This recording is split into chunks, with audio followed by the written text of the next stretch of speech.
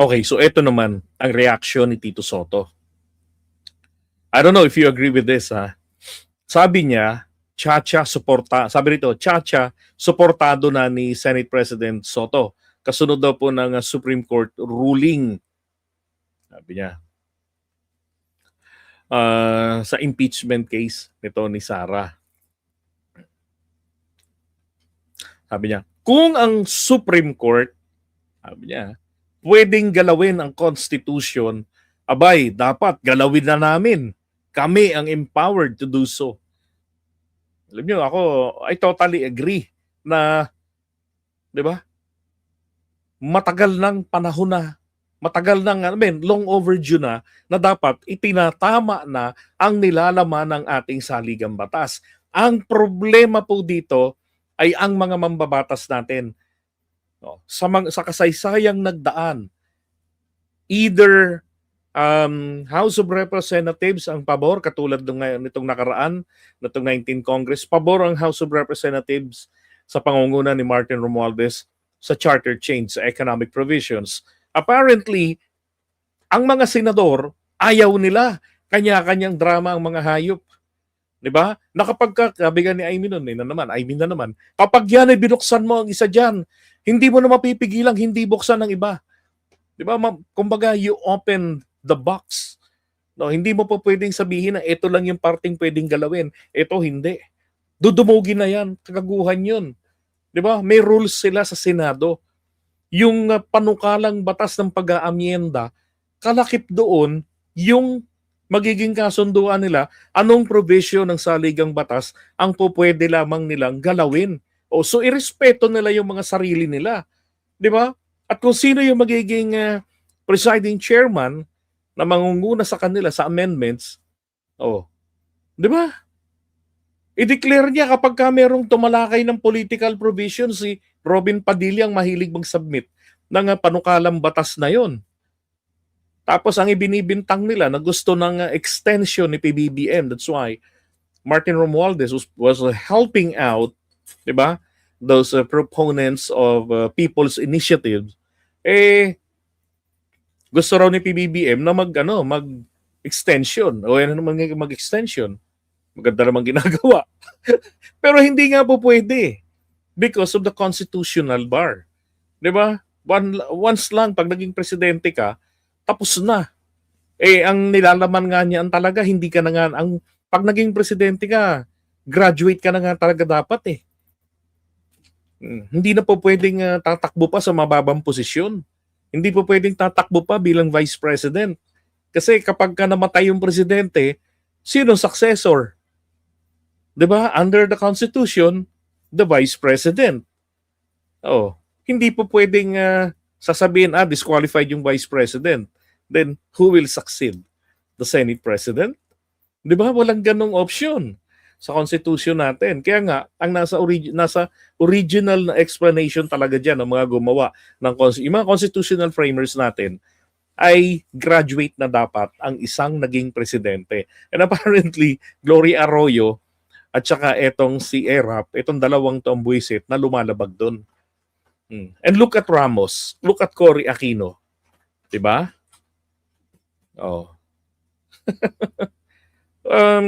Mali ka dyan, George. Marami kami.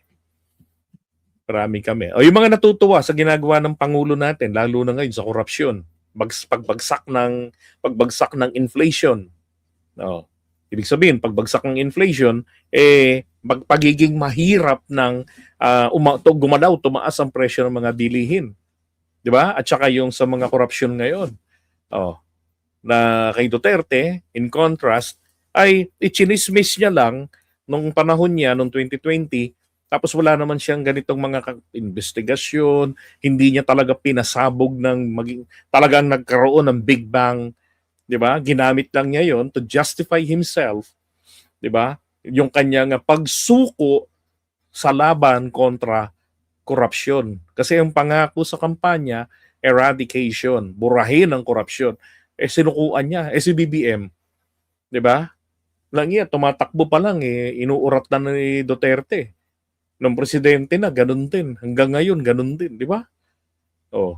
Sinisiraan. Pero hindi nagpapatinag. Talagang nakakatuwa. Oh, 'di ba? Kayo sa mga Duterte supporters, hindi nyo talaga 'yan magugustuhan. Sakit sa kalooban 'yan eh, 'di ba? Sabi ni Baby, panahon na po ng pagbabago sa ating constitution. Lalo pat hindi naman nila sinusunod ang Korte Suprema, ang 1987 Constitution. Ganun din ang mga Duterte senators. Di na rin sinusunod ang 1987 Consti. Di ba? Tsaka tama ka. Tsaka dapat ang Constitution natin dapat flexible, madaling mag-amyenda. Kasi kinakailangan ng saligang batas, ito ay tumutugon sa pangangailangan ng panahon. Kung kinakailangan mong alisin yung blockade na itinakda 40 years ago or almost 40 years ago, which is very, very much applicable during those days. Pero later on, di ba, sa mga kabagong panahon ngayon, hindi na ito kailangan, then dapat pwedeng baguhin ang Constitution. Actually, when I was supporting Duterte, di ba, pinupush niya noon by joke ang charter change. Yun yung sinasabi ko eh. Hindi nagbabago, hindi nababago ng sino mang presidente ang aking paninindigan pagdating sa charter change.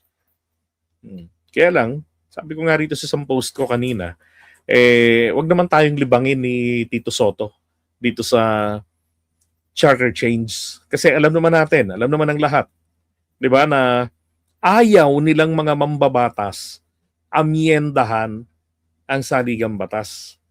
Kasi nga naman, baka biglang i-push ng taong bayan, amyendahan nyo na rin ang political provisions, baguhin ang anyo ng ating pamahalaan. Nang sa ganon, madali tayong magpalit ng leader kung hindi ito matino. Diba? Maraming nagpupush, which is bagay sa Pilipinas, maging flexible ang ating political system, ang ating anyo ng gobyerno. Mag-presidential parliamentary tayo or absolute parliamentary system. 'Di ba? Para kapag yung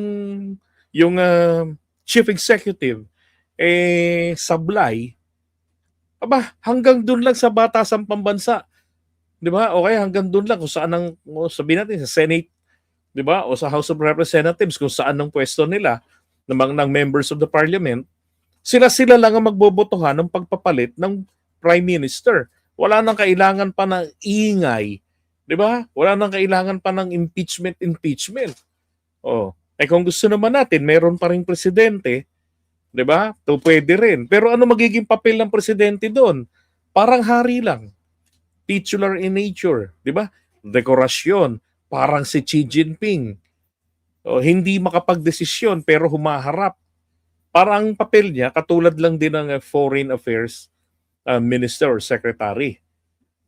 Pagdating sa mga panglabas, dekorasyon sa loob, diba? Yun lang yung kaniyang trabaho. Kung gusto natin ng ganun, meron tayong titular figure. Diba? At least flexible ang pagbabago sa ating saligang batas. Flexible din ang sistema ng gobyerno sa pagpapalit ng leader kung hindi na matino. Sapagkat I'm sure you will agree with me. 6 years is too long for the bad one, right? But too short for the good one. Kaya dapat available ang isang re-election. Di ba kapag parliamentary system tayo, dapat eligible na yung naging prime minister. Pwede pa siya uling maging prime minister. Dapat ganon, 'di ba? Hanggang 2. O kaya pwedeng walang limit. It depends upon the pleasure of the members of the parliament, mga legislatures. Tsaka ang maganda sa parliamentary system ay yung cabinet officials, for example, si Ruth naging prime minister. Yung cabinet members, pag alis niya, napunta naman na si Rodel Aglipay naman, yung Prime Minister, hindi po niya kailangan palitan yung mga cabinet members. Hindi ganun. As long as yung kanilang partido, kasi partido binoboto dyan eh. Diyan sa parliament. O, 'di ba? Dapat ganun eh. Hindi rin po bagay sa atin ang federal system. Dahil ang federal system, para mong binuhay at pinalakas yung mga political, yung mga local political warlords sa mga probinsya, katulad lalo na ng Mindanao.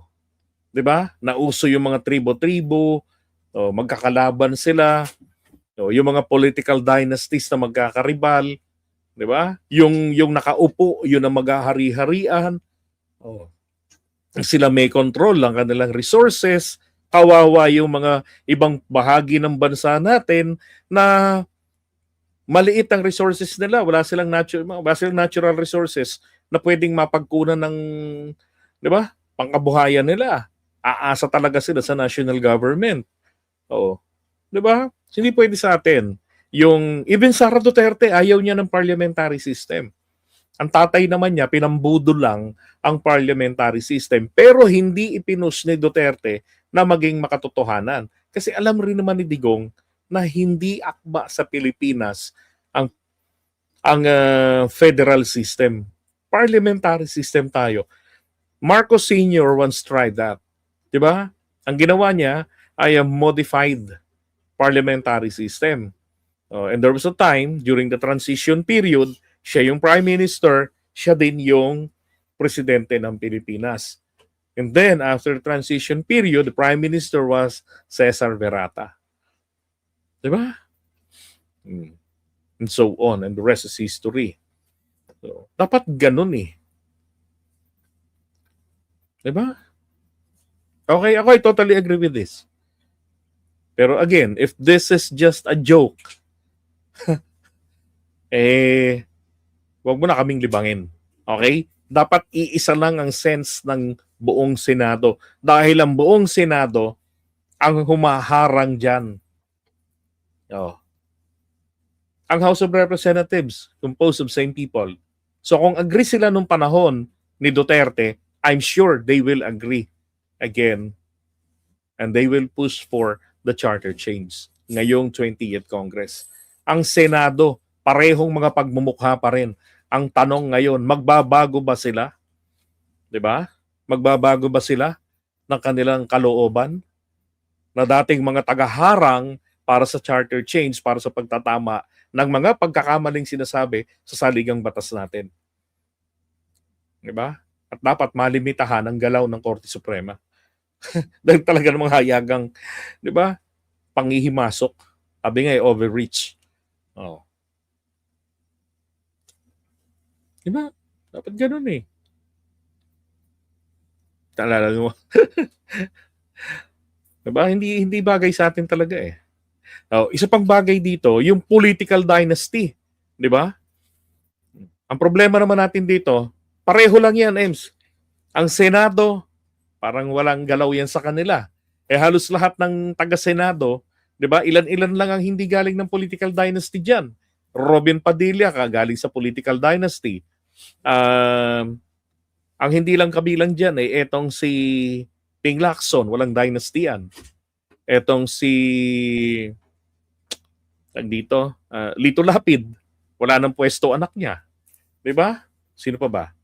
Riza Ontiveros. 'Di ba? Wala. And Kiko Pangilinan, Bam Aquino wala nang kalahian na nasa pwesto. Si Charlie Cojuangco naman yung taga Sambales. Nakuwangko hindi naman niya kadugo yan. Hindi man sila magkadugo eh. 'Di ba? Kiko Pangilinan. Kaya kailangan maisabatas din. Magkakasabay dapat 'yan. 'Di ba? Yung anti-political dynasty, isa pa kaakibat niyan, baguhin din nila amyendahan din nila yung Omnibus Election Code. Dapat kasabay 'yon. 'Di ba? Para kapag merong political dynasty member ang mag-file, then pwede nang harangin, 'di ba? Harangin ng COMELEC right from there na you belong to the political clan. Ang nakalagay dito ay Kung sino yung may pinakamataas na tinatakbuhan, yun ang kikilalaning kandidato. Yung mga mabababa yung tinatakbuhan, automatic, disqualify kayo. Ba? DQ na kayo, automatic. Wala nang kailangang korte-korte suprema pa. Petition, natapos na yung termino. Diba? Hindi pa bumababa yung desisyon. Oh. Namatay na yung nakapwesto sa kabababa yung desisyon, sasabihin, moot and academic kasi patay na yung inirereklamo. That's bullshit, 'di ba? Mali 'yun eh. Dapat baguhin din. Amyenda yung Omnibus Election Code na yan. Yan mga importanteng bagay na alam niyo pagka nangyari yan, magandang legacy yan ng ating Pangulo ni Tito Soto. 'Di ba? Magandang legacy yan. Talagang masasabi natin, talagang finally they realize they work for the common good. 'Di ba? Nasubukan na ang political dynasty ng mahabang panahon, pero nako po, 'di ba? Napatunayan na hindi talaga nila tayo kayang pangalagaan laban sa korupsyon. Nasa tungkinan ng ilong nila ang korupsyon, hindi pa sila pumapalag because either wala talaga silang malasakit o bahagi sila ng korupsyon. Dalawa lang 'yun eh. 'Di ba? Walang pagmamalasakit. I totally agree dyan. Meron silang mga self-vested interest. Kaya nga, sa Senate, walang pansin. Dapat gumagalaw na sila dyan sa political dynasty bill. Para pagdating, kung pumasa dyan sa Kongreso, ay dumating sa kanila, di ba? Mabilis, magbabahikam na lang sila. O, hindi na yung magsisimula pa rin sila ng proseso. Public hearing, eklabo, di ba? Mga ganun. Dapat ngayon gumagalaw na sila. Ang House dapat hindi po nila ipasa, hindi nila gamitin, ibasura nila yung kay Speaker Bogie D at kay Sandro Marcos na version ng anti-political dynasty. Hindi po tayo, hindi afford ng mga Pilipino yung partial anti-political dynasty. Kasi it will take another 40 years perhaps bago ito magawang absolute kung ano ang diwa ng saligang batas. Kasi kung gumawa ka ng ng batas na anti-political dynasty, pero hindi naman ito tumutugma sa sinasabi ng korte ng constitution natin, that's useless. Katumbas din ng wala kayong ginawa. Yung version kasi nilang dalawa apparently legalization yun ng political dynasty, and therefore that is unconstitutional. Dapat yung talagang malinaw, isa lang sa pamilya.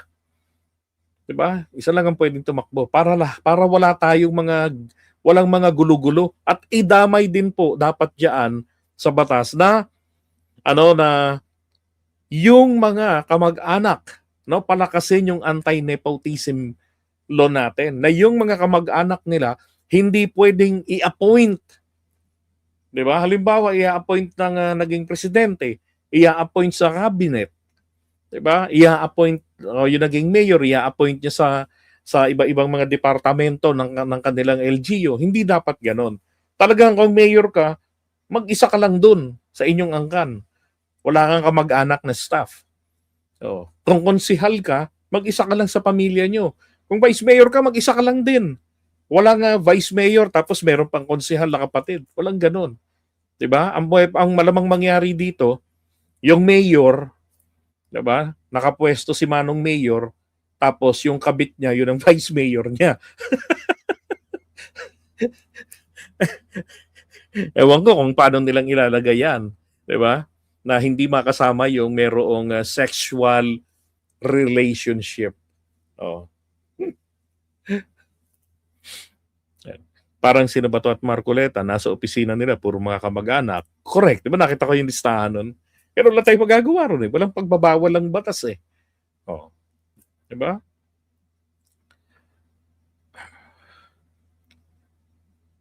Hindi po. Hindi po. Average student lang po ako.